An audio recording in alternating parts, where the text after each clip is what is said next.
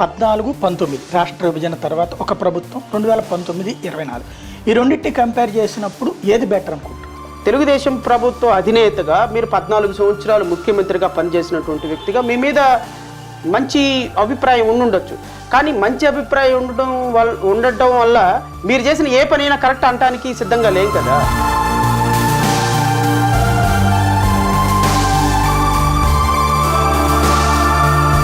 జగన్ ప్రభుత్వాన్ని గద్దెదించి మేము అధికారంలోకి రాబోతున్నాం, స్వర్ణయుగం తేబోతున్నాం అని చెప్తున్నారు. ఏమనుకుంటున్నారు? స్వర్ణయుగం అని మీరు అప్పుల నుంచి రాష్ట్రాన్ని రక్షిస్తే స్వర్ణయుగం అంటాం, రాజధాని అద్భుతంగా నిర్మాణం చేస్తే స్వర్ణయుగం అంటాం, ఉపాధి పెంచితే స్వర్ణయుగం అంటాం, కంపెనీలు తీసుకొస్తే స్వర్ణయుగం అంటాం, రైతుల సమస్యలు ఆత్మహత్యలు నిర్వహిస్తే స్వర్ణయుగం అంటాం, ఎస్సీ ఎస్టీల జీవన ప్రమాణాలకు మెరుగుపరిస్తే స్వర్ణయుగం అంటాం.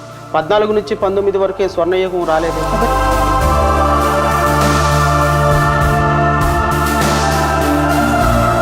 పార్లమెంట్లో మొన్న మధ్యన ప్రశ్నోత్తరాల సమయంలో అడిగితే అమరావతి రాజధాని అన్నారు. అమరావతి తెలుగుదేశం ప్రభుత్వం చేసినటువంటి అనాలోచిత నిర్ణయం కారణంగానే 3 రాజధానులు నిర్మాణం చేయడానికి జగన్మోహన్ రెడ్డి ప్రభుత్వానికి ఊత ఇచ్చారు వీళ్ళే.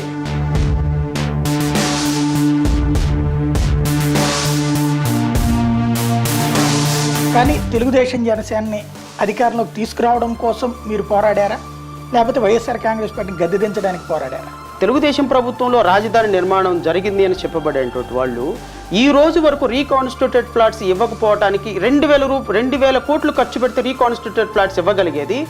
అప్పుడు 15,000 కోట్ల రూపాయలు ఖర్చు పెట్టి పసుపు కుంకుమ ఇచ్చారు, కానీ రీకాన్స్టిట్యూటెడ్ ఫ్లాట్స్ ఇవ్వలేదు.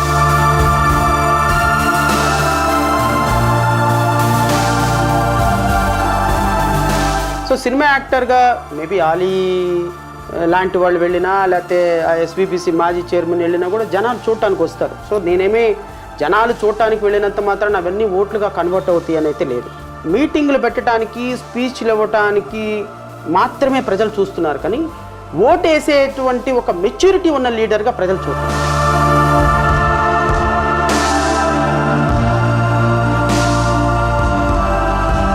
కానీ తెలుగుదేశం జనసేనని అధికారంలోకి తీసుకురావడం కోసం మీరు పోరాడారా, లేకపోతే వైఎస్ఆర్ కాంగ్రెస్ పార్టీని గద్దెదించడానికి పోరాడారా?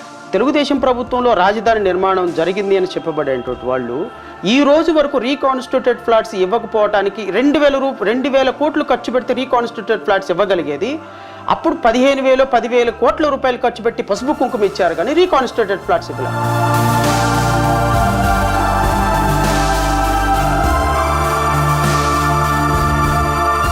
పవన్ కళ్యాణ్ గారి జన సైనికులుగా ఉన్నటువంటి వాళ్ళు తెలుగుదేశానికి ఓటేస్తారు, కానీ తెలుగుదేశం పార్టీ నాయకులు మాత్రం జనసేనకు ఓటేసే అవకాశం ఉందని నేను అనుకుంటున్నాను.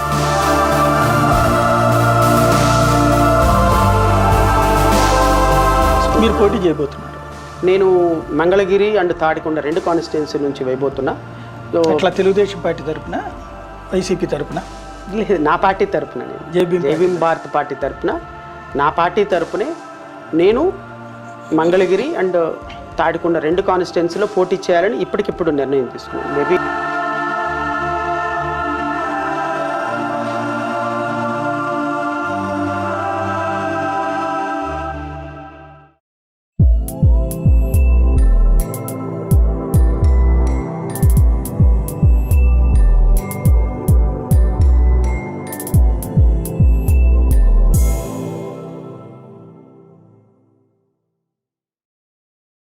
నాలుగు సంవత్సరాల 9 నెలలుగా దిగ్గజ విశ్లేషకులుగా వివిధ ఛానళ్లలో కనబడుతున్నారు జడ శ్రవణ్ కుమార్ గారు.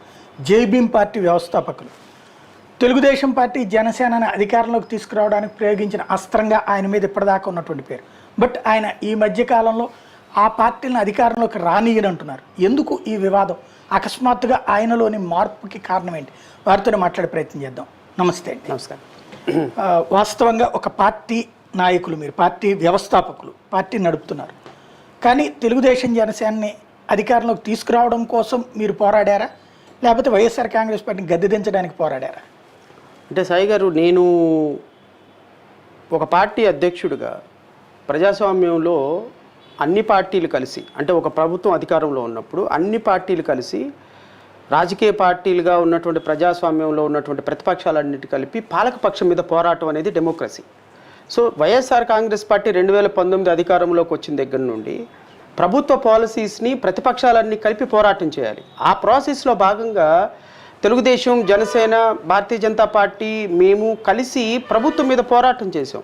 సో 2019 నుంచి ఏ సందర్భంలో అయినా సరే వైఎస్ఆర్ కాంగ్రెస్ పార్టీ అనే రాష్ట్ర ప్రభుత్వంలో చేసేటువంటి కార్యక్రమాల మీద పోరాటం చేసాం తప్ప, విధానాల మీద పోరాటం చేసాం తప్ప, పోరాటం చేసినంత మాత్రాన వైఎస్ఆర్ తెలుగుదేశం పార్టీనో జనసేన అధికారంలో తీసుకురావాలని అయితే కాదు. సో ఒక పార్టీగా మేము మిగతా పార్టీలతో కలిసి కొంచెం నేను ఆ ప్లాట్ఫామ్ మీద కూర్చోవటం వల్ల ఆ ఇంప్రెషన్ వచ్చి ఉండొచ్చేమో, కానీ నా ఉద్దేశంలో ప్రజాస్వామ్యంలో ప్రజలకు మేలు చేసే పార్టీలు మాత్రమే అధికారంలో రావాలనేటువంటి అంశం తప్ప నాకు వేరే ఎజెండా అయితే ఏం లేదు. జగన్ మీద మీకు ద్వేషం లేదా? వ్యక్తిగతంగా నాకు లేదు. ప్రభుత్వం మీద ఉందా? ప్రభుత్వం చేసే పనుల మీద ఉంది. అంటే ఆ పనులు అనేటువంటిది ప్రజలకి ప్రాబ్లం అనినా, లేకపోతే తెలుగుదేశం జనసేనలకు ప్రాబ్లం అని? ఇప్పుడు వైఎస్ఆర్ కాంగ్రెస్ పార్టీ చేసేటువంటి చాలా కార్యక్రమాల్లో ప్రజలకు మంచి అయిన కార్యక్రమాలు ఉన్నాయి. I'm not denying it. మంచి అయిన కార్యక్రమాలు పొగడటానికి వాళ్ళ పార్టీ కార్యకర్తలు ఉన్నారు, వాళ్ళ పార్టీ మీడియా ఉంది. మంచి చేయడానికి, భజన చేయడానికి వేరే అంశాలు ఉన్నాయి. కానీ ప్రభుత్వం తప్పు చేసినప్పుడు మాత్రం ప్రశ్నించడానికి ప్రజాస్వామ్యంలో ప్రతిపక్షాలు ఉండాలి. సో నేను పోషించిన పాత్ర ప్రతిపక్షాల పాత్ర మాత్రమే. సో తెలుగుదేశం ప్రభుత్వం, జనసేన ప్రభుత్వం ప్రశ్నించారా లేదా, జగన్మోహన్ రెడ్డి గారి ప్రభుత్వాన్ని ఆ స్థాయిలో ప్రశ్నించారా లేదా అనేది నాకు సంబంధం లేదు. బట్ యాజ్ అన్ ఇండివిజువల్గా, ఒక లాయర్గా, ఒక పార్టీ అధ్యక్షుడిగా ప్రభుత్వం చేసే అప్రజాస్వామిక చర్యలను మాత్రమే నేను ప్రశ్నించాను తప్ప వ్యక్తిగతంగా నాకు ప్రభుత్వం మీద కోపం లేదు. వ్యక్తిగతంగా జగన్ గారి మీద అసలు కోపం ఉండాల్సిన అవసరం కూడా లేదు. రైట్. 2014-19 రాష్ట్ర విభజన తర్వాత ఒక ప్రభుత్వం, 2019-24 ఈ రెండింటిని కంపేర్ చేసినప్పుడు ఏది బెటర్ అనుకుంటున్నారు? 2014 నుంచి 19 వరకు పరిపాలించినటువంటి తెలుగుదేశం ప్రభుత్వం నాకు తెలిసి ఏ రంగానికి కూడా మంచి చేసినటువంటి అవకాశం అయితే లేదు. ఇంకా దాని గురించి స్టాటిస్టికల్ రిపోర్ట్స్కి వెళ్తే రాను మనం ఇంకా చాలా అంశాలు మాట్లాడుకోవాల్సి వస్తుంది. కానీ ప్రాథమికంగా అయితే మాత్రం తెలుగుదేశం ప్రభుత్వం పూర్తి స్థాయిలో 14 నుంచి 19 వరకు ఈ రాష్ట్రంలో పరిపాలన చేయడంలో విఫలం చెందింది. విఫలం చెందిన దాన్ని కొనసాగింపుగా 2019 నుంచి 2024 వరకు వైఎస్ఆర్ కాంగ్రెస్ పార్టీ తీసుకెళ్ళింది తప్ప తెలుగుదేశం ఎక్కడ విఫలం చెందిందో వాటిని కరెక్ట్ చేసే ప్రయత్నాలు చేయలేదు. తెలుగుదేశం ప్రభుత్వం రాష్ట్రాన్ని అభివృద్ధి చేయడంలో ఎక్కడ అన్యాయం చేశారో, ఎక్కడ ఇబ్బంది పడ్డారో దాన్ని రెక్టిఫై చేసే పరిస్థితుల్లో వైఎస్ఆర్ కాంగ్రెస్ పార్టీ లేదు. సో నా దృష్టిలో రెండు పార్టీలు కూడా ఆంధ్రప్రదేశ్ రాష్ట్రాన్ని నాశనం చేయడానికి ప్రయత్నం చేసిన పార్టీలుగానే నేను భావిస్తాను. అంటే అప్పుడు స్వర్ణయుగం, ఇప్పుడు రాతియుగం నడుస్తుందని మీకు అనిపించట్లేదు? Absolutely not. స్వర్ణయుగం అని ఎప్పుడు అంటాం? స్వర్ణయుగం అని మీరు అప్పుల నుంచి రాష్ట్రాన్ని రక్షిస్తే స్వర్ణయుగం అంటాం. రాజధాని అద్భుతంగా నిర్మాణం చేస్తే స్వర్ణయుగం అంటాం. ఉపాధి పెంచితే స్వర్ణయుగం అంటాం. కంపెనీలు తీసుకొస్తే స్వర్ణయుగం అంటాం. రైతుల సమస్యలు, ఆత్మహత్యలు నిర్వహిస్తే స్వర్ణయుగం అంటాం. ఎస్సీ ఎస్టీల జీవన ప్రమాణాలకు మెరుగుపరిస్తే స్వర్ణయుగం అంటాం. 14 నుంచి 19 వరకే స్వర్ణయుగం రాలేదే. అవన్నీ జరిగినాయి అంటున్నారే. జరిగితే రికార్డులో ఉండాలి కదా సార్. అద్భుతమైన రాజధాని వాళ్ళు నిర్మిస్తే తర్వాత వచ్చిన రాక్షసులు చెడగొట్టారని. నో వాళ్ళ స్టేట్మెంట్లో ఒకటి గమనించాల్సింది ఏంటంటే రాజధాని నిర్మాణానికి ఒక ప్రయత్నం జరిగింది. ప్రయత్నం అనుకున్న స్థాయిలో జరిగిందా అంటే కాదనే చెప్తాను. నేను మీకు ఒక చిన్న ఉదాహరణ చెప్తా. 9.14 అగ్రిమెంట్ ప్రకారం రీకాన్స్టిట్యూటెడ్ ఫ్లాట్స్ ఎప్పుడైతే రైతుల దగ్గర నుంచి తీసుకున్నారో reconstituted flats with in stipulated టైంలో వాళ్ళకి ఇవ్వాలి. కానీ నాకు తెలిసి 2000 నుంచి 3000 కోట్లు ఖర్చు పెడితే ఆ రోజున దారులు, రహదారులు, రోడ్లు, లైట్లు వేసేస్తే రీకాన్స్టిట్యూటెడ్ ఫ్లాట్స్ ఇవ్వగలిగేవాళ్ళు. కానీ తెలుగుదేశం ప్రభుత్వంలో రాజధాని నిర్మాణం జరిగింది అని చెప్పబడేటువంటి వాళ్ళు ఈ రోజు వరకు రీకాన్స్టిట్యూటెడ్ ఫ్లాట్స్ ఇవ్వకపోవడానికి 2000 కోట్లు ఖర్చు పెడితే రీకాన్స్టిట్యూటెడ్ ఫ్లాట్స్ ఇవ్వగలిగేది. అప్పుడు 15,000 కోట్ల రూపాయలు ఖర్చు పెట్టి పసుపు కుంకుమ ఇచ్చారు, కానీ రీకాన్స్టిట్యూటెడ్ ఫ్లాట్స్ ఇవ్వలే. ఇచ్చేసామంటున్నారు కదా. ఇస్తే ఆన్ రికార్డు ఉంటాయి కదా సాయి గారు. సమస్య ఏంటంటే సామాన్య ప్రజలకి తెలియదు. ఇప్పటిదాకా అందరూ అనుకుంటుంది ఏంటి, రైతులకి అన్యాయం అంతా కూడా జగన్ వచ్చాక చేశాడు. ఇంతకుముందు వాళ్ళు ఇచ్చేస్తే ఫ్లాట్లు అవి తీసేసుకున్నారు, ఆ ఫ్లాట్లలో డెవలప్ చేయట్లేదు ఈయన, అట్లాగే వాళ్ళ ఫ్లాట్లో కట్టుకొని ఇవ్వట్లేదు అంటున్నారు తప్పి మీరు చెప్పినట్టు అసలు అక్కడ ఫ్లాట్లు ఇవ్వలేదని సంగతి. Reconstituted flats with in 1 year అర్థం ఏంటంటే నాకైతే అర్థం ఉంటుంది, తెలియాలి కదా. ఇప్పుడు మీకు అర్థం, రాష్ట్ర ప్రజలకు అర్థమయ్యేటట్టు చెప్పాలి. ఇప్పుడు ఫర్ ఎగ్జాంపుల్ మీరు 1 ఎకరం భూమి ఇచ్చారనుకోండి రైతుగా, అది పట్టా భూమి అయితే దానికి రిసిప్రొకేషన్గా అంటే ల్యాండ్ పుల్లింగ్ సిస్టంలో ఇమ్మీడియట్గా రైతులకు డబ్బులు ఇవ్వం. ల్యాండ్ ఎక్విజేషన్లో అయితే 2.5 2013 యాక్ట్ ప్రకారం మీరు నాకు ఎకరం ఇచ్చారు. ఎకరం ఇచ్చినందుకు మార్కెట్ వాల్యూ 30 లక్షలు అయితే ఇదిగో బాబు 90 లక్షల రూపాయలు నీకు డబ్బులు ఇస్తున్నాను, ఈ భూమితో నీకు సంబంధం లేదని చెప్పొచ్చు. కానీ ల్యాండ్ పుల్లింగ్ సిస్టమ్ ద్వారా ఒక రైతు ఒక ఎకరం ఇచ్చినప్పుడు దానికి ప్రభుత్వం ఒక గ్యారెంటీ ఇచ్చింది. ఏమని ఇచ్చింది? నీ దగ్గర నుంచి తీసుకున్నటువంటి ఎకరం పొలానికి ఇప్పుడు నేనేం డబ్బులు ఇవ్వను, దానికి కానీ మాత్రం ఒక ఫార్మల్ కవులు ఇస్తా, ఒక 5,000 రూపాయలు 10,000 రూపాయలు కవులు ఇస్తా. నువ్వు నాకు ఎకరం ఇచ్చినందుకు కాను నీకు 800 గజాలో 200 గజాలో రీకాన్స్టిట్యూటెడ్ ఫ్లాట్స్ అంటే రేపొద్దున దీన్ని డెవలప్ చేసి డెవలప్మెంట్లో భాగంగా నిన్ను కూడా భాగస్వామి చేసి నువ్వు ఒక ఎకరం ఇస్తే 100 సెంట్లు ఇస్తే నీకు ఒక 20 సెంట్లు రేట్ని ఇస్తా, ఈ 20 సెంట్లు నువ్వు అమ్ముకోవచ్చు కమర్షియల్గా, దీన్ని డెవలప్ చేసి ఇస్తాను అని చెప్పారు. సో ఆ రోజున రైతులు ఇచ్చినటువంటి 34,000 ఎకరాలు ఏదైతే ఉందో ఆ రైతులు ఇచ్చినటువంటి రైతుల్ని డెవలప్ అంటే వాటిని ఇన్ఫ్రాస్ట్రక్చర్ పెద్ద 5 స్టార్ హోటల్స్ అవసరం లేదండి. ఒక 500 ఎకరాలు ఒక చోట ఇచ్చారు, అక్కడ ఒక రోడ్లు లైట్లు వేసేసి దానికి ఇదిగో ఈ ప్లాట్ నీది సాయి, నువ్వు ఒక 2 ఎకరాలు ఇచ్చావు, ఇదిగో నీకు 40 గజాలు, శ్రవణ్ కుమార్ నువ్వు ఒక 10 ఎకరాలు ఇచ్చావు, ఇదిగో నీకు ఒక 100 గజాలు, ఇట్లా రీకాన్స్టిట్యూటెడ్ ఫ్లాట్స్ ఇచ్చేసినట్టయితే ఈ రోజున అమరావతి రైతులకి ఆ నష్టం జరిగి ఉండేది కాదు. ఇవ్వలేదా నిజంగా? ఇవ్వలేదు. తెలుగుదేశం ప్రభుత్వం ఇస్తే చూపించమనండి. ఇచ్చేసామంటున్నారు. No, absolutely not. నాకు తెలుసు తెలుగుదేశం ప్రభుత్వం అది కొంతమంది తీసుకోనోళ్ళు తీసుకోలేదు కానీ ఏదో ఒక 10% 20%. మొన్న హైకోర్టు జడ్జిమెంట్లో 22 మార్చి 3వ తారీఖున వచ్చిన జడ్జిమెంట్లో రీకాన్స్టిట్యూటెడ్ ఫ్లాట్స్ ఇవ్వమని ఈ ప్రభుత్వానికి ఆర్డర్ చేసింది. బికాస్ తీసుకున్న ప్రభుత్వం రీకాన్స్టిట్యూటెడ్ ఫ్లాట్స్ ఇవ్వకుండా ఎందుకు ఇవ్వలేదు అని అడిగితే దానికి ఒక పెద్ద మర్మం ఉంది. ఆ రీకాన్స్టిట్యూటెడ్ ఫ్లాట్స్ ఇవ్వాలి అంటే నువ్వు అక్కడ రోడ్లు వేయాలి, ఇన్ఫ్రాస్ట్రక్చర్ డెవలప్ చేయాలి, లైట్లు వేయాలి, డ్రైనేజ్ కట్టాలి. ఇవన్నీ కట్టాలి అంటే కనీసం 2-3 వేల కోట్ల రూపాయలు ఖర్చు అవుతుంది. ఈ 2-3 వేల కోట్ల రూపాయలు కూడా పసుపు కుంకుమకి డైవర్ట్ చేసేసి రీకాన్స్టిట్యూటెడ్ ఫ్లాట్స్ ఇవ్వకుండా రైతులకు అన్యాయం చేసిన మొదటి ముద్దాయి తెలుగుదేశం ప్రభుత్వం. కానీ చేసామంటున్నారు కదా, అక్కడ రోడ్లు వేసాము, కాలువలు కట్టాము, డ్రైనేజీలు కట్టాము. నాకు తెలిసి సచివాలయంకి వెళ్ళటానికి ఒక రోడ్డు వేసుకున్నంత మాత్రాన రీకాన్స్టిట్యూటెడ్ ఫ్లాట్ కాదు సాయి గారు. రోడ్లు ఎప్పుడే వేయాలి అంటే నీకు 28,000 మంది రైతులు 34,778 ఎకరాల రైతులు ఇస్తే దానికి ఆన్ పార్ విత్ ఎన్ని రీకాన్స్టిట్యూటెడ్ ఫ్లాట్స్ ఇచ్చారు చెప్పనండి. ఏదో వాళ్ళకు సంబంధించిన ఒక 100 మందికో 200 మందికో రీకాన్స్టిట్యూటెడ్ ఫ్లాట్స్ ఇచ్చినంత మాత్రాన అవి ఫ్లాట్ల కిందకు రావు. వాళ్ళు ఎవరికి 100 మందికి ఎందుకు ఇచ్చినట్టు అంటే కొంతమందికి సెలెక్టివ్గా 34,777 మంది రైతులకు ఇచ్చినప్పుడు దీనికి ప్రతి ఒక్క రైతుకి రీకాన్స్టిట్యూటెడ్ ఫ్లాట్స్ ఇవ్వాలి. ఇప్పుడు పట్టా ఉన్న రైతుకి రీకాన్స్టిట్యూటెడ్ ఫ్లాట్స్ ఇవ్వాలి, అసైన్మెంట్ పట్టా ఉన్న వాళ్ళకి ఇవ్వాలి, సొంత పట్టా ఉన్న వాళ్ళకి. వీళ్ళు ఎవరికి రీకాన్స్టిట్యూటెడ్ ఫ్లాట్స్ 100% ఇవ్వాలి. వీళ్ళు నాకు తెలిసి నాకున్న అధికారికమైనటువంటి లెక్కల ప్రకారం ఒక 1000 ఎకరాలలో మాత్రమే రీకాన్స్టిట్యూటెడ్ ఫ్లాట్స్ ఇచ్చారు. మిగతా 33,000 ఎకరాల్లో రీకాన్స్టిట్యూటెడ్ ఫ్లాట్స్ ఈ రోజు వరకు ఎవరి ఫ్లాట్ ఎక్కడ ఉందో ఎవరికి తెలియదు. అదేంటి అప్పుడు అదో పెద్ద కుంభకోణం అవుతుంది 1000 ఎకరాల వాళ్ళకే ఇవ్వడం అంటే. That is what my point ఏంటి అంటే అమరావతిలో తెలుగుదేశం పార్టీ అనేటువంటి ఒక పార్టీ అమరావతిని కట్టడానికి ఒక ప్రయత్నం చేసింది. నేనైతే ఆ ప్రయత్నాన్ని అబ్సల్యూట్గా వెల్కమ్ చేస్తా. కానీ ప్రయత్నం చేయటం వేరు, ఆ ప్రయత్నాన్ని లోపభూయిష్టం లేకుండా ట్రాన్స్పరెంట్గా ముందుకు తీసుకొని వెళ్ళటం వేరు. ఇప్పుడు మీరు ఒక కార్యక్రమాన్ని ఒక పథకాన్ని ప్రవేశపెట్టారు, ఆ పథకంలో ప్రతి క్షణం లొసులుకు కనపడతా ఉంటే ఆ పథకాన్ని ఆద్యులు మీరే కదా అని మిమ్మల్ని ప్రైజ్ చేయలేను కదా. నేను వైఎస్ఆర్ కాంగ్రెస్ పార్టీ ఏం చేసింది అనేది నేను I will tell you some time after.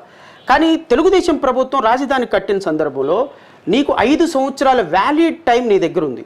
నాకు తెలిసి కేంద్ర ప్రభుత్వం కూడా చాలా సీరియస్గా సహకరించింది. నాకు తెలిసి 5,300 కోట్ల రూపాయలు రాజధాని నిర్మాణానికి తెలుగుదేశం ప్రభుత్వానికి కేంద్ర ప్రభుత్వం ఇచ్చింది.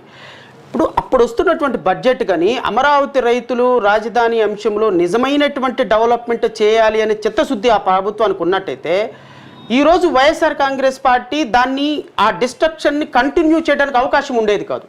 నెంబర్ 1, అమరావతిని అఫీషియల్గా క్యాపిటల్గా నిర్ణయిస్తూ లీగల్గా ఏ విధంగానూ అమరావతిని ఫిక్స్ అయ్యేలా. ఈ విషయం చెప్పండి. ఇది నేను చాలాసార్లు నేను అంటున్నాను కాదని నా మీద కూడా ట్రోల్ చేస్తూ ఉంటారు.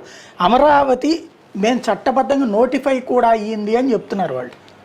ఇప్పుడు సర్వే మ్యాప్ ఆఫ్ ఇండియా అని ఒకటి ఉంటుంది. సర్వే మ్యాప్ ఆఫ్ ఇండియా అనేది ఒక ఫార్మల్గా ఒక ఎలక్షన్ కమిషన్లో ఒక ఇన్స్టిట్యూషన్.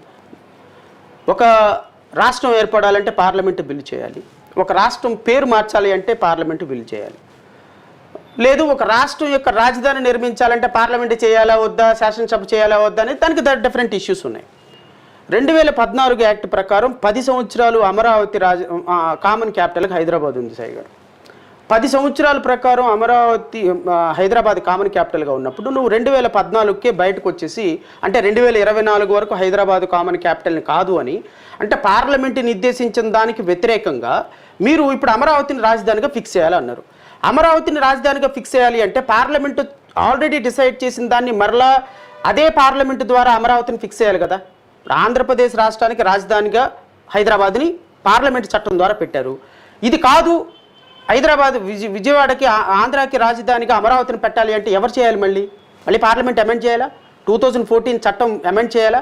ఒకవేళ అసెంబ్లీ దీన్ని రెజల్యూషన్ పాస్ చేసి కేంద్ర ప్రభుత్వానికి చట్టం చేయమని పంపించాలా? అది జరిగిందా? ఇక్కడ చేసామంటున్నారుగా. ఎక్కడ జరిగింది? పార్లమెంట్లో మొన్న మధ్యన ప్రశ్నోత్తరాల సమయంలో అడిగితే అమరావతి రాజధాని అన్నారు. అమరావతి రాజధాని in view of honourable high court decision which is rendered on March 2, 3rd of 2022 Hyderabad Amaravati రాజధానిగా హైకోర్టు నిర్ణయించింది కాబట్టి హైకోర్టు నిర్ణయానికి ఇప్పటికీ సుప్రీంకోర్టు స్టే ఇవ్వలేదు కాబట్టి లీగల్గా అమరావతి రాజధాని అంటారు. నేను అనేది ఏంటంటే తెలుగుదేశం ప్రభుత్వం అమరావతిని రాజధానిగా ఫిక్స్ చేసింది. Very good. ఒక రాష్ట్ర ప్రభుత్వంగా మీకున్నటువంటి చట్టాన్ని మీకున్నటువంటి అవకాశాన్ని ఎవరు కాదనలేరు. ఒక్కసారి అమరావతి రాజధానిగా ఫిక్స్ చేసిన తర్వాత కేంద్ర ప్రభుత్వం నుంచి కానీ రాష్ట్ర ప్రభుత్వం నుంచి కానీ అమరావతి రాజధానిగా నిర్ణయం చేస్తూ చట్టపరమైనటువంటి అంశాలు తెలుగుదేశం ప్రభుత్వం ఏం చేసిందని అడుగుతున్నాను నేను. చేయలేదా? ఏం చేశారు? చేసామన్నారు. చెప్పండి, అయిపోయింది ఇదంతా. అమరావతి ఏ చట్టం ప్రకారం? 29 గ్రామాల అమరావతి అది కన్ఫర్మ్ చేసేసామంట. అది ఏ ప్రభుత్వం? ఇప్పుడు మీరు రెజల్యూషన్ పాస్ చేసినంత మాత్రం అవ్వదు, లేదా సర్వే మ్యాప్ ఆఫ్ ఇండియాలో ఒక నోటిఫై చేసినంత మాత్రం అవ్వదు. తెలుగుదేశం ప్రభుత్వం చేసినటువంటి అనాలోచిత నిర్ణయం కారణంగానే 3 రాజధానులు నిర్మాణం చేయడానికి జగన్మోహన్ రెడ్డి ప్రభుత్వానికి ఊతమిచ్చారు వీళ్ళే. ఒకటి, అమరావతి రాజధానిని డెవలప్ చేయకుండా. నెంబర్ 2, అమరావతిని లీగల్గా ఫిక్స్ చేయకుండా. నెంబర్ 3, అమరావతిలో రైతుల ప్రయోజనాలని తాకట్టు పెట్టి కేవలం భ్రమపూరితమైనటువంటి అమరావతిని కట్టడానికి ఒక ప్రయత్నం చేసినటువంటి కారణంగానే ఈరోజు అమరావతి నాశనం జరిగింది. ఆ ఫర్దర్ డిస్ట్రక్షన్ని జగన్మోహన్ రెడ్డి కంటిన్యూ చేస్తున్నాడు. సో ఇప్పుడు ప్రథమ ముద్దాయి ఎవరు? నా ప్రకారంగా ప్రథమ ముద్దాయి ఈ రాష్ట్రాన్ని నాశనం చేసినటువంటి తెలుగుదేశం పార్టీ, దాన్ని కంటిన్యూ చేస్తున్నటువంటి రెండో ముద్దాయి వైఎస్ఆర్సీపీ. ఈ 2 పార్టీలు చేసేటువంటి డిస్ట్రక్షన్కి సపోర్ట్ చేస్తున్నటువంటి భారతీయ జనతా పార్టీ మూడో ముద్దాయి. ఈ 3 భావజాలాన్ని మోసేటువంటి జనసేన పార్టీ 4వ ముద్దాయి. రైట్. అంటే అమరావతిలో ఇప్పటికి కూడా పబ్లిక్కి తెలియదు. అంటే ఇతర రాష్ట్రాల్లో ఇతర నగరాల్లో ఈవెన్ అమరావతి పక్కన ఉన్న బెజవాడ గుంటూరు వాళ్ళకి కూడా తెలియదు ఏంటంటే అక్కడ మొత్తం కలిపేసి విజయవాడ గుంటూరు తెనాలి మంగళగిరి అటు జగ్గైపేట ఇటు పక్కన మచిలీపట్నం దాకా అంటే పెడన పామరు దాకా ఇవన్నీ కలిపి ఒక నగరం కింద డిసైడ్ చేసేసారు. ఈవెన్ మనం చూస్తే ఈనాడు ఆంధ్రజ్యోతి పత్రికల్లో చూసిన అమరావతి డేట్ లైన్ల వార్తలు వస్తాయి, విజయవాడ వార్తలు అమరావతి డేట్ లైన్ మీదనే వస్తాయి, గుంటూరు వార్తలు ఇట్లాగే వస్తున్నాయి. పత్రికల్లో డిసైడ్ చేసేసారు, అక్కడ గవర్నమెంట్ డిసైడ్ చేసేసింది. ఈవెన్ అది అమరావతి అన్నటువంటి క్యాపిటల్గా ఇప్పుడు ఎస్టాబ్లిష్ అయిపోయింది అని అనుకుంటున్నారు. ఇప్పుడు వాస్తవంగా మీరు చెప్పిన దాని ప్రకారం అయితే ఆంధ్రప్రదేశ్కి రాజధాని ఏది ప్రజెంట్? సాయి గారు, నేను ఒక ప్రశ్న అడుగుతాను. ఇప్పుడు మీరు ఒక రాజకీయ పార్టీ పెట్టుకున్నారనుకుందాం. రాజకీయ పార్టీ పెట్టుకొని రాజకీయ పార్టీ తోటి చాలా కార్యక్రమాలు చేయొచ్చు, ధర్నాలు చేయొచ్చు, రాస్తారోకోలు చేయొచ్చు, ఇది చేయొచ్చు. బట్ ఎలక్షన్లో కంటెస్ట్ చేయాలి అంటే ఏం చేయాలి? మీ పార్టీ రిజిస్టర్ అవ్వాలా? దానికి ఒక రిజిస్ట్రేషన్ నెంబర్ ఉండాలా? అది ఎలక్షన్ కమిషన్ దగ్గర నుంచి అధికారికంగా ఉత్తర్వులు పొందాలా? అప్పటి వరకు మీ రాజకీయ పార్టీకి గుర్తింపు అయితే రాదు కదా. ఈవెన్ రిజిస్టర్డ్ పార్టీ అయినా రికగ్నైజ్డ్ పార్టీ అయినా ఏదో ఒకటి ఎలక్షన్ కమిషన్ దగ్గర this is a process. Amaravati క్యాపిటల్గా ఎవరు నిర్ణయించాలి? చంద్రబాబు నాయుడు నిర్ణయించాలా? అమరావతి రాజధానిగా ఆంధ్రప్రదేశ్ రాష్ట్రానికి ఒక కామన్ క్యాపిటల్గా హైదరాబాద్ని 10 సంవత్సరాలు పెట్టి ఒక పార్లమెంటు చట్టం చేసింది. ఈ చట్టానికి వ్యతిరేకంగా అమరావతి రాజధానిని మీరు పెట్టాలనుకుంటున్నారు. ఆంధ్రప్రదేశ్ రాష్ట్రానికి అమరావతి పెట్టాలనుకున్నారు. అమరావతిని పెట్టాలనుకున్నప్పుడు మీరు చట్ట ప్రకారం ప్రొసీజర్ ఫాలో అవ్వాలి కదా అంటున్నారు. అసెంబ్లీలో తీర్మానమే ప్రొసీజర్ అని చెప్తున్నారు. అసెంబ్లీలో తీర్మానం కాంట్రారీ టు ది పార్లమెంట్ చట్టానికి అసెంబ్లీలో తీర్మానం చేసినప్పుడు అది పార్లమెంట్ మళ్ళీ ఆమోదించాలి కదా అంటున్నా నేను. ఆమోదించలేదా? ఎక్కడ ఆమోదించారు? అసలు వీళ్ళు ఎక్కడ ఫార్వర్డ్ చేశారు? కేంద్ర ప్రభుత్వంలో డిస్కషన్ ఎక్కడ జరిగింది? నిజమా? మీరు on record, I'm on record. పార్లమెంట్లో దీని గురించి చర్చ జరగలేదు. అమరావతి రాజధానిగా పార్లమెంటు ఏ విధమైనటువంటి చట్ట సవరణ జరగలేదు. అసలు అమరావతి రాజధానిగా కేంద్ర ప్రభుత్వం నోటిఫై చేయలేదు. For your kind information. నిజమా? అబ్సల్యూట్లీ. అమరావతి రాజధానిగా నోటిఫై చేయలేదు అని అమరావతి కేసుల్లో కేంద్ర ప్రభుత్వం అఫీషియల్గా హైకోర్టులో అఫిడవిట్ కాపీ నా దగ్గర ఉంది. కేంద్ర ప్రభుత్వ secretary, home secretary, she filed an affidavit before honourable high court. Amaravati రాజధానిగా కేంద్ర ప్రభుత్వం ఎటువంటి ఆమోదం తెలపలేదు. అమరావతి రాజధానిగా మేము ఏ విధమైన అధికారికంగా మాకు రాష్ట్ర ప్రభుత్వం ఉత్తర్వులు అందలేదు. అమరావతి రాజధాని డెవలప్మెంట్ కోసం మేము 5,500 కోట్ల రూపాయలు డెవలప్మెంట్కి ఇచ్చాము. ఇది రాష్ట్ర ప్రభుత్వ పరిధిలో అంశంగా వాళ్ళు పరిగణించుకున్నారు. దీని మీద మేము కోర్టు ఇచ్చే ఉత్తర్వులు తప్ప మేము ఏ విధంగా కేంద్ర ప్రభుత్వం నుంచి చెప్పలేము అని అఫిడవిట్ అఫీషియల్గా హానరబుల్ హైకోర్టులో అఫిడవిట్ వేసింది కేంద్ర ప్రభుత్వం. సో ఇప్పటి వరకు ఇప్పటి వరకు నేనేమంటానంటే, మీరు 40 సంవత్సరాల విజనరీ లీడరు, ఈ దేశంలో ప్రధానమంత్రుల్ని, ఈ దేశంలో రాష్ట్రపతులను ఫిక్స్ చేసినటువంటి చంద్రబాబు నాయుడు గారు, ప్రాబబ్లీ ఆయన senior leader. I have a great regards, అందులో డౌట్ అయితే లేదు. తెలుగుదేశం ప్రభుత్వ అధినేతగా మీరు 14 సంవత్సరాలు ముఖ్యమంత్రిగా పనిచేసినటువంటి వ్యక్తిగా మీ మీద మంచి అభిప్రాయం ఉండుండొచ్చు. కానీ మంచి అభిప్రాయం ఉండటం వల్ల మీరు చేసిన ఏ పనైనా కరెక్ట్ అనడానికి సిద్ధంగా లేం కదా. ఎందుకంటే ఒక లామ్యాన్గా, కొత్త గొప్ప రాజ్యాంగం తెలిసిన వ్యక్తిగా అసలు అమరావతి ఈరోజు లీగల్గా మీరు ఎక్కడ ఫిక్స్ చేశారు?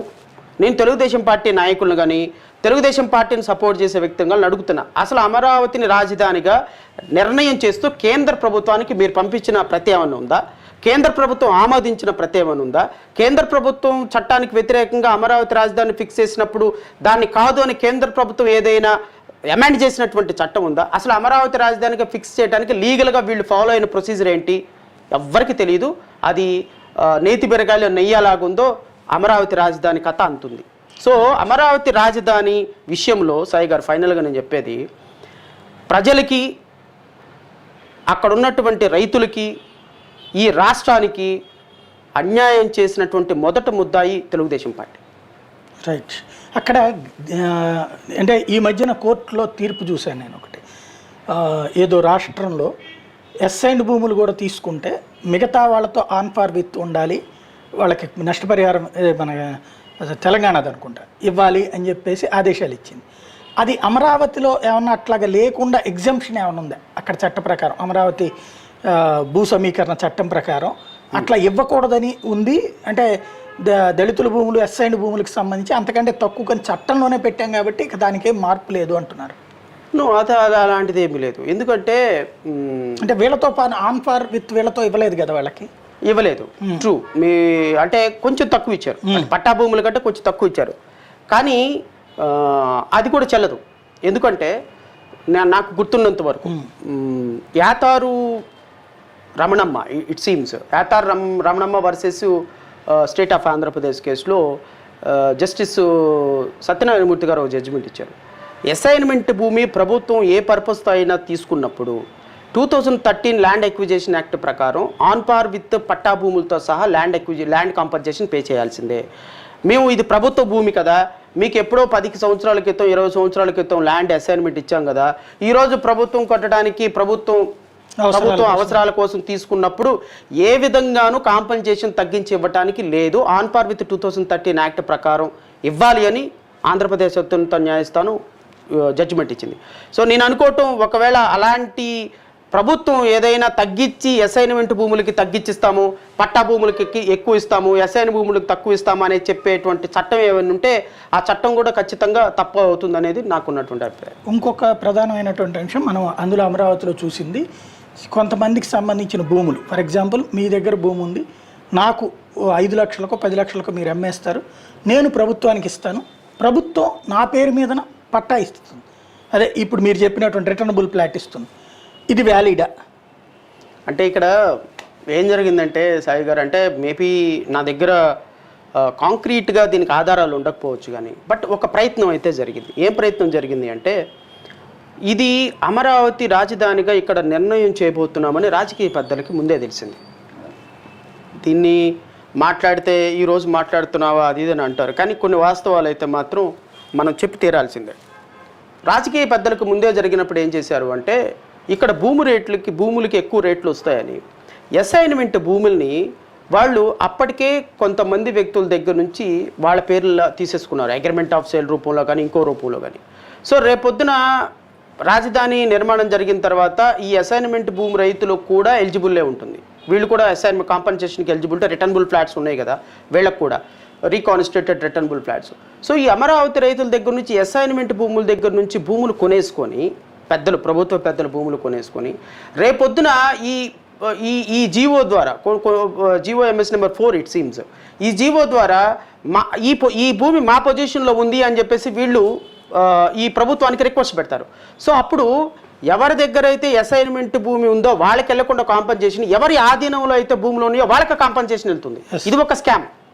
ఇందులో ఇంకొకటి ఉంది, మీరు అన్నట్టు నిజం. బిఫోర్ భూసేమీకరణకు సంబంధించిందే కాకుండా భూసేమీకరణ ప్రారంభించినప్పుడు కూడా ఫస్ట్ ఇచ్చినటువంటి జీవోలో గవర్నమెంటు ఇట్లాగా వీళ్ళకంటే డైరెక్ట్గా మంత్రులు అనౌన్స్ చేశారు, ఇవ్వము మేము ఇట్లాగా, ఎందుకంటే వాళ్ళకి ఫ్రీగా ఇచ్చాం కాబట్టి ల్యాండ్ అవసరానికి వాడుకుంటున్నాం, అప్పుడు అవసరం లేదు కాబట్టి ఇచ్చాం, కానీ కాంపెన్సేషన్ ఇస్తాం ఒక 10 ఏళ్ళు 15 ఏళ్ళ పాటు, మిగతా వాళ్ళకి ఇచ్చిన కౌలు రేపులు ఇస్తాం తప్పించి వీళ్ళకి ఇవ్వమని చెప్పారు. చెప్పాక దాని మీద రోజు చిన్నపాటి ఉద్యమాలు జరగటం, ఇదే ఆంధ్రజ్యోతి ఈనాడు దాని మీద నెగిటివ్గా హైలైట్ చేసినట్టు చేయటం. బట్ ఈలోపుగా మనం టీవీల్లో వీడియోలో కూడా చూసుంటాం, కొంతమంది 5 లక్షల రూపాయలకి ఎదుగు మొత్తం యావదాస్తి అమ్మేస్తున్నాం అని చెప్పేసి వీడియో తీసి మరి ఒక రియల్ ఎస్టేట్ బ్రోకర్లు అవి అమ్మి అవతల వాళ్ళకి ఇవ్వడం. ఆ తర్వాత ఈ జీవో వచ్చింది, మీరు చెప్పినటువంటి జీవో. ఇది ఏంటి అసలు? ఇది తెలిసి జరిగిందా, తెలియక జరిగిందా, మధ్యలో పైన వాళ్ళకి సంబంధం లేకుండా కింద జరిగిందా? అంటే రాజకీయ నాయకులు, మంత్రులు, ముఖ్యమంత్రులుగా ఉన్నవాళ్ళు ఏ రోజు మాట మాట్లాడినా కూడా ఆ మాటకు ఒక శాంటిటీ ఉంటుంది అనేటువంటి ఒక భ్రమంలో ఉండిపోయినారు. ప్రజలు వాస్తవాలు గమనిస్తున్నారు, ప్రజలకు వాస్తవాలు తెలుసు. అమరావతి రైతులకి ఎవరు అన్యాయం చేశారన్న విషయం మీద వాళ్ళకు ఒక స్పష్టమైనటువంటి క్లారిటీ ఉందన్న విషయము బహుశా ఈ తెలుగుదేశం పార్టీలో ఉన్నటువంటి ముఖ్యమంత్రులు, మాజీ ముఖ్యమంత్రులు కావచ్చు, మంత్రులు కానీ తెలిసినట్టు అయితే నాకైతే అనిపించడంలా. బట్ ఆంధ్రప్రదేశ్ రాష్ట్రంలో ఇప్పుడు 2014 సంవత్సరం 15 సంవత్సరంలో భూసేకరణ జరిగేటప్పుడు, అమరావతి రైతుల భూసేకరణ జరిగేటప్పుడు నాకు తెలిసి ఒక 10,000 ఎకరాలలో ఒక పెద్ద భూ స్కామ్ జరిగింది సాయి గారు. అది ప్రభుత్వం ప్రూవ్ చేయటంలో విఫలమైంది. వైఎస్ఆర్ కాంగ్రెస్ పార్టీ ప్రూవ్ చేయటంలో లీగల్ టీమ్ ప్రాపర్గా ఉందో లేదో నాకైతే తెలియదు, కానీ బట్ కొంత ఎక్కడైనా జరుగుతుందండి. ఇప్పుడు హైదరాబాద్లో రింగ్ రోడ్ వస్తుందని అక్కడున్న రాజకీయ నాయకులు పొలాలు కొనలేదా? రేపొద్దున విశాఖపట్నం క్యాపిటల్ వస్తుందని అక్కడ పొలాలు కొనటం లేదా? నేనేమంటానంటే పొలాలు కొనటం అమ్మటం తెలిసి కొనడం వేరు, ఇది ఈ టైప్. పొలాలు కొనటం తప్పటం వేరు. కానీ ఇప్పుడు నేను ముఖ్యమంత్రిని, మీరు మా మంత్రి, మేము రేపొద్దున క్యాపిటల్లో అనౌన్స్ చేస్తున్నాం, అక్కడ ఇమీడియట్గా వెళ్ళిపోయి నువ్వు ఎంత వీలైతే అంత ప్రొక్యూర్ చేయమని చెప్పేసి చెప్పే పరిస్థితి ఇది జరిగింది గత ప్రభుత్వంలో. నేను చెప్పాలనుకున్నది ఏంటంటే, గత ప్రభుత్వంలో నారాయణ ఒక మంత్రిగా కమిటీ, ఈ కమిటీలో ఉన్నటువంటి ఆయన బావమర్దులు జయదేవ్ కావచ్చు, లేకపోతే విశాఖపట్నం గంటా శ్రీనివాసరావు కాబట్టి వీళ్ళందరూ కొన్ని 100 కోట్ల రూపాయల వాల్యూ అయినటువంటి భూములు తమ అనుచరుల పేరు మీద మార్చుకున్నారు. దీన్ని ప్రభుత్వం బయట పెట్టడంలో పూర్తిగా విఫలం చెందింది. అది నా పాయింట్. ఈ ప్రభుత్వం వచ్చిన తర్వాత నిజంగా ప్రాపర్ ఇన్వెస్టిగేషన్ చేసి గత ప్రభుత్వంలో ఎవరెవరి దగ్గర నుంచి భూములు కొన్నారు, ఎవరెవరి దగ్గర నుంచి అసైన్మెంట్ భూములు కొన్నారు, ఎవరెవరి పేరున అసైన్మెంట్ భూములు పెట్టారు, అంతకుముందు జరిగిన ట్రాన్సాక్షన్స్ ఏందనే దాని మీద ఒక సీరియస్ ఎంక్వైరీ జరిగితే ఖచ్చితంగా వాస్తవాలు బయటకు వస్తాయి. వీళ్ళు ఏదో పైపైన ఒకళ్ళిద్దరిని అరెస్ట్ చేసేసి వాళ్ళ చేత చంద్రబాబు నాయుడు పేరు తెప్పించి, వాళ్ళ చేత నారాయణ పేరు తెప్పించి లీగల్గా కొంత బిల్డప్ చేయటంలో లాక్యునాస్ ఉండటం చేత వాళ్ళకి లీగల్గా రిలీఫ్ వస్తున్నాయి. వాస్తవం అయితే మాత్రం అమరావతి క్యాపిటల్ విషయంలో చాలా ప్రభుత్వం, కాంగ్రెస్ పార్టీ ప్రభుత్వం కంటే కూడా ముందు పరిపాలించినటువంటి తెలుగుదేశం ప్రభుత్వం చాలా అక్రమాలు చేశారు. రైతులు, అమాయకమైనటువంటి రైతుల్ని, వాళ్ళని భూములు తీసుకొని, ఇప్పుడు నేను ఒక్క మాట చెప్తాను సాయి గారు ఫైనల్గా. ఎవరిని చూసి భూములు ఇచ్చారు రైతులు? ప్రభుత్వాన్ని చూసి, చంద్రబాబు నాయుడు చూసి. ఇప్పుడు ఆ రైతులు రోడ్ల మీద పడ్డారంటే కారణం మీరేనా? బాధ్యత తీసుకోవాల్సింది మీరేనా? అది జగన్ వల్ల అంటున్నారు. ఐఎమ్ టెలింగ్ యూ, జగన్ వల్ల బాధపడేటువంటి అవకాశం వాళ్ళకి ఎందుకు ఇచ్చారు? మీరు 5 సంవత్సరాలు మీ దగ్గర వ్యాలిడ్గా ఉన్నప్పుడు వాళ్ళని ఎందుకు ప్రొటెక్ట్ చేయలేదు అంటున్నా నేను. వాళ్ళని లీగల్గా ఎందుకు ప్రొటెక్ట్ చేయలేదు? వాళ్ళ భూములు ఇచ్చి ఈరోజు భూములు ఎవరి దగ్గర ఉన్నాయో అర్థం కాదు, భూములు ఎక్కడున్నాయో అర్థం కాదు, భూములకి కాంపన్సేషన్ వస్తుందో రాదో అర్థం కాలేదు. నిన్ను నమ్మి భూములు ఇచ్చి ఈరోజు అన్నమో రామచంద్ర అని 100,000 మంది దళిత రైతులు అన్నం నీళ్లు లేకుండా కన్నీళ్లు తాకి బతుకుతున్నారు. 16,000 ఎకరాలు ఎస్సీ ఎస్టీలు, క్రిస్టియన్లు, ముస్లిమ్స్ చిన్న చిత్తగా వాళ్ళు ఇచ్చారు. వాళ్ళకి కనీసం ప్రొటెక్షన్ లేకుండా పోయింది ఈరోజు. మీ అనాలోచిత నిర్ణయాల వల్ల కాదా?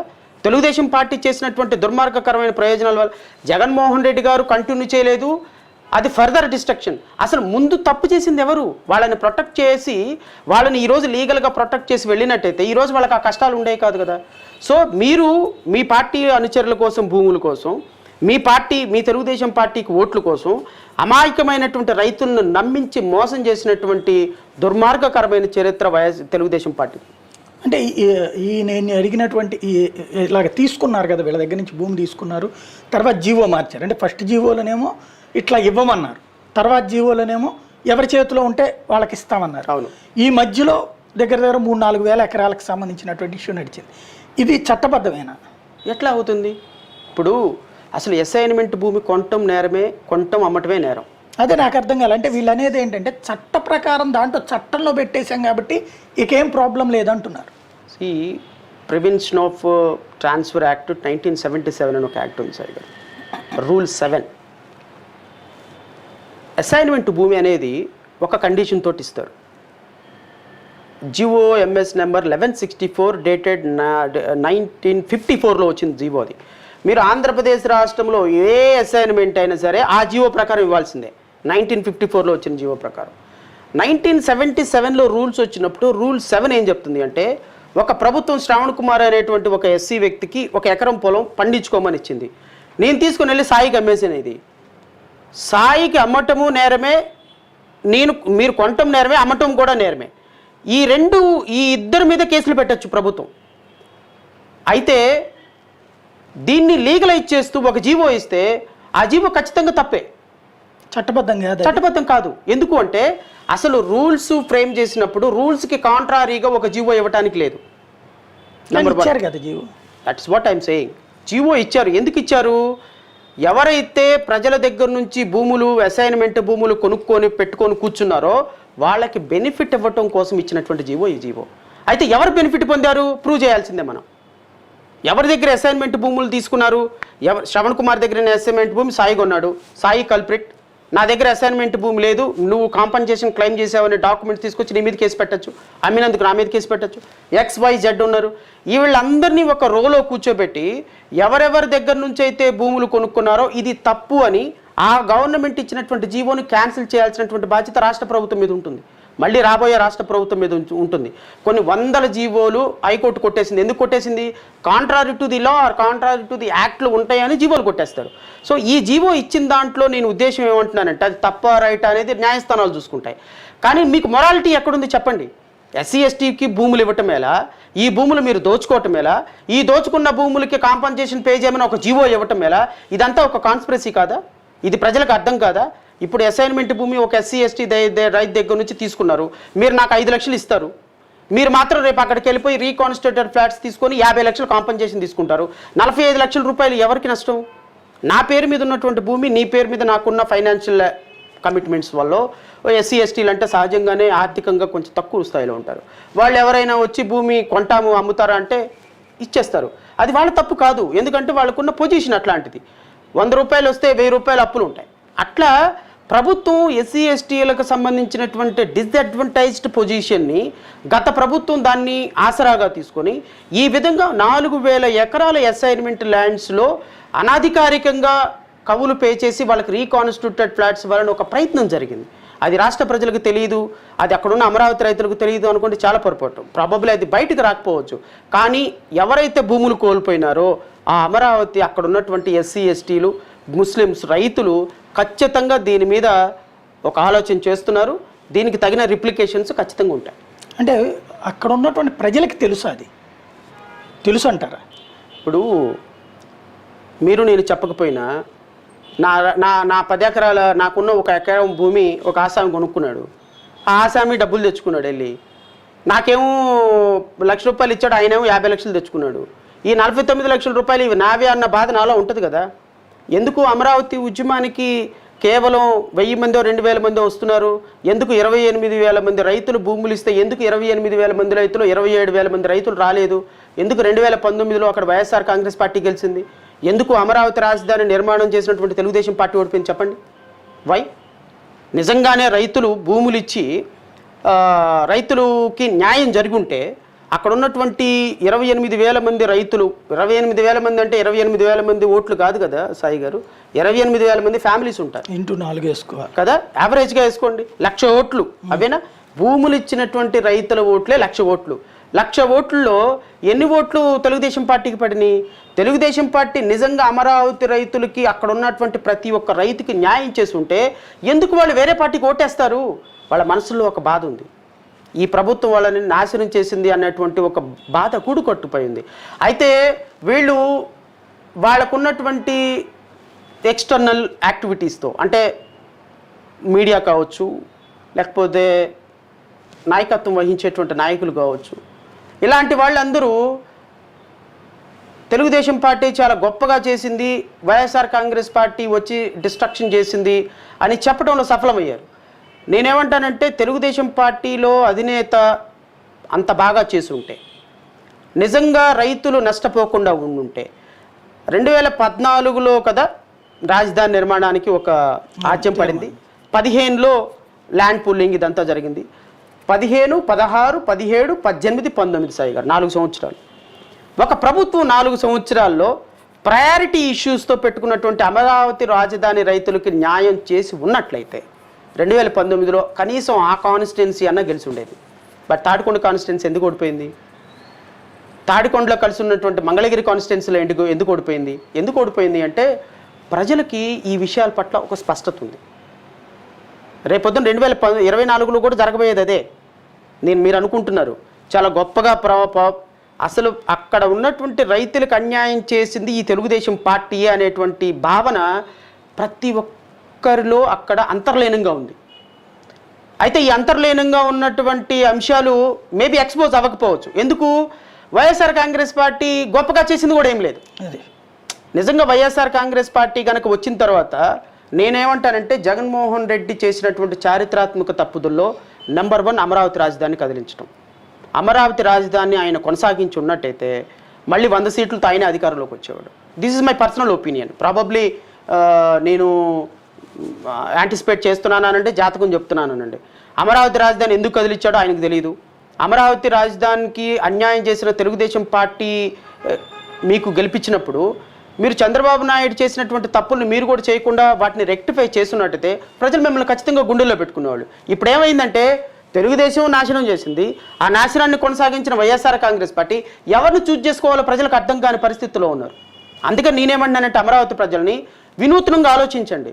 ఆ పార్టీ నాశనం చేసింది, ఈ పార్టీ నాశనం చేసింది, మీరు ఎవరిని ఎన్నుకోవాలనే దాని మీద మీకు ఒక క్లారిటీ పెట్టుకోండి. నేను పలానా వాళ్ళకి ఓటేమి నేను అనటంలా, కానీ అమరావతి రైతులను నాశనం చేసినటువంటి తెలుగుదేశం పార్టీ మాత్రం, తెలుగుదేశం పార్టీ నమ్మకంగా మోసం చేసింది. ఇప్పుడు వైఎస్ఆర్ కాంగ్రెస్ పార్టీ డైరెక్ట్గా చెప్పేసింది, నాకు అవసరం లేదమ్మా అమరావతి, నేను 3 రాజధానులకు వెళ్తానని. సంహవ్ వాళ్ళని మనం గౌరవించవచ్చు. కానీ ఈ దుర్మార్గులు ఉన్నారు చూశారు, వీళ్ళు నమ్మకంగా పక్కనే ఉండి అమరావతి రైతులకు వెనుపోటు పొడిచారు. అమరావతిలో ఈ రోజున ఎస్సీ ఎస్టీ రైతులు ఎస్సీ ఎస్టీ రైతులు కన్నీళ్లకు మిగిలారంటే కారణం చంద్రబాబు నాయుడు.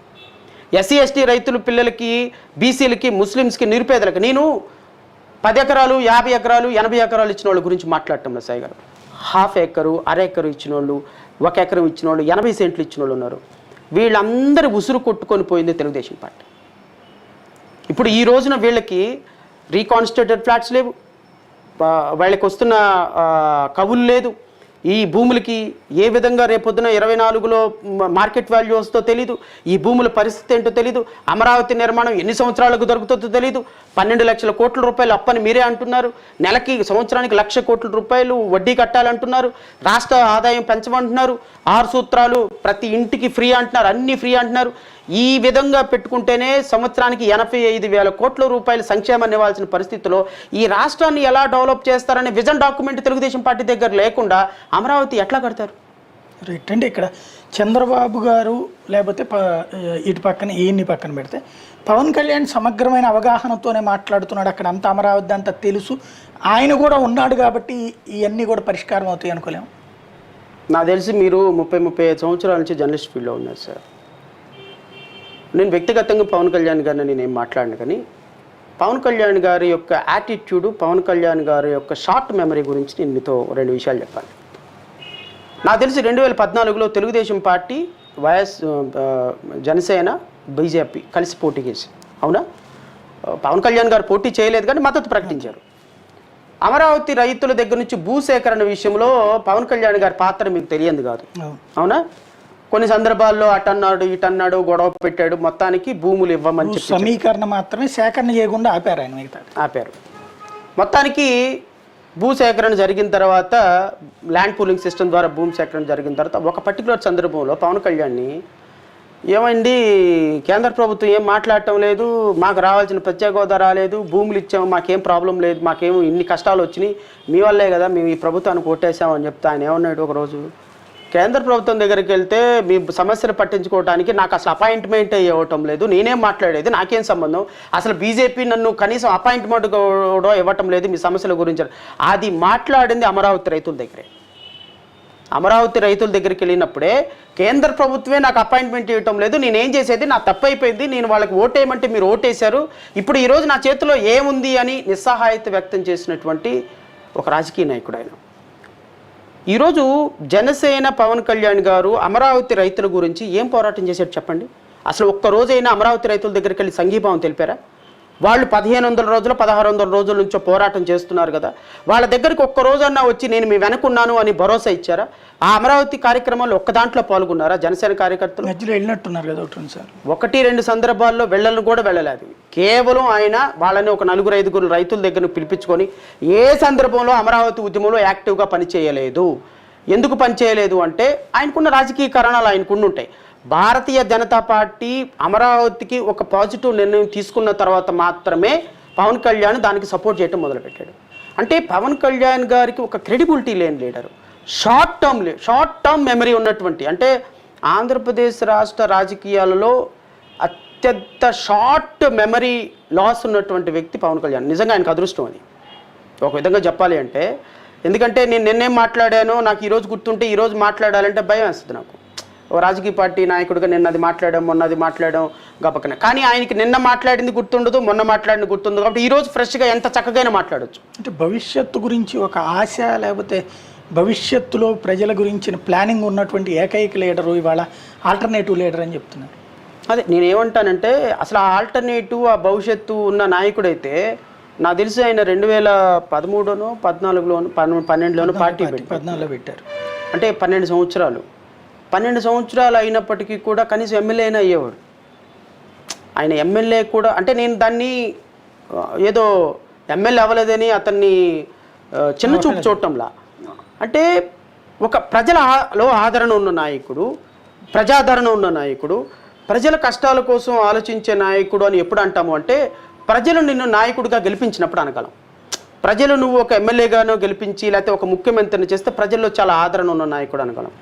పవన్ కళ్యాణ్ గారు ఆయన ఇండిపెండెంట్గా నిలబడటం కంటే కూడా, తన కాళ్ళ మీద తను నిలబడటం కంటే కూడా ఎక్కువగా మిగతా వాళ్ళ భుజాల మీద చేతులేసి నడవడానికి ఇష్టపడుతుంటారు. అందుకనే మీరు నాకు తెలిసి మంగళగిరిలో ఆయన ఆవిర్భావ సభ అప్పుడు అనుకుంటా, 2వ ఆవిర్భావ సభ ఎప్పుడు 10వ ఆవిర్భావ సభ అప్పుడు 0.5% లేని భారతీయ జనతా పార్టీ నాకు రోడ్డు మ్యాప్ ఇవ్వమని నేను 6 నెలల నుంచి అడుగుతున్నా, కనీసం రోడ్డు మ్యాప్ ఇవ్వని కారణంగా నేను అడుగు కూడా వేయలేకపోతున్నాను, భారతీయ జనతా పార్టీ నాకు రోడ్డు మ్యాప్ ఇస్తే వెళతాము అన్నటువంటి ఒక ప్రాంతీయ పార్టీ అధ్యక్షుడు, ఒక ముఖ్యమంత్రి అవ్వాలనుకున్న అధ్యక్షుడు 0.5% ఓట్లు లేని జాతీయ పార్టీని ఈ మాట ఆడొచ్చా? మీకేం క్రెడిబిలిటీ ఉంది? ఇంకా ఈ రాష్ట్ర ప్రజల కోసం, ఈ రాష్ట్ర ప్రజల భవిష్యత్తు కోసం Bharatiya Janata party road map అడుగుతున్నానని చెప్తున్నారా? మరి 10 సంవత్సరాల నుంచి అధికారంలో ఉన్న భారతీయ జనతా పార్టీ ఈ రాష్ట్రానికి ఏం చేసిందని అడగాల్సిన బాధ్యత మీ మీద లేదా? పోలవరం ఎందుకు పూర్తి అవ్వలేదని అడగాల్సిన బాధ్యత మీ మీద లేదా? ప్రత్యేక హోదా ఎందుకు ఇవ్వలేదని అడగాల్సిన బాధ్యత మీ మీద లేదా? రైల్వే జోన్ గురించి అడగాల్సిన బాధ్యత మీ మీద లేదా? వెనుకబడిన తరగతుల జిల్లాలకి నిధులు ఇవ్వాల్సిన బాధ్యత మీ మీద లేదా? ఈ రాష్ట్రంలో ప్రెస్టేజ్ ఇన్స్టిట్యూషన్స్ రావటం లేదని లేదా? మీరు 2014 నుంచి 2023-22 బడ్జెట్ వరకు తీసుకోండి సాయి గారు, కేంద్ర ప్రభుత్వ బడ్జెట్.